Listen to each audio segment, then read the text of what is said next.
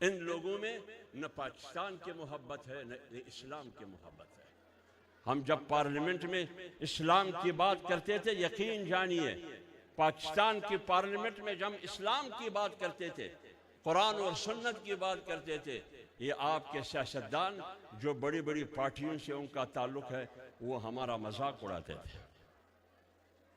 1400 साल पहले ज़माने की बात करते हैं आप।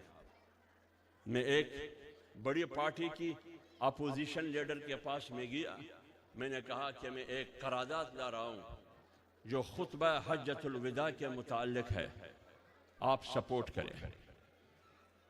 उसका चेहरा तब्दील हुआ, ये बात बुरी लगी उसको।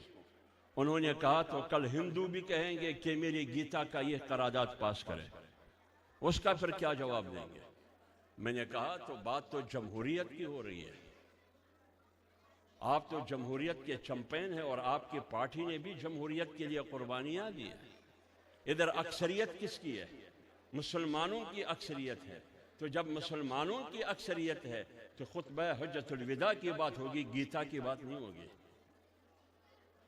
लेकिन जब करारदाद पेश करने का मौका आया, करारदाद की मंजूरी की नौबत आई, वो शख्स पार्लियामेंट से बाहर चला गया।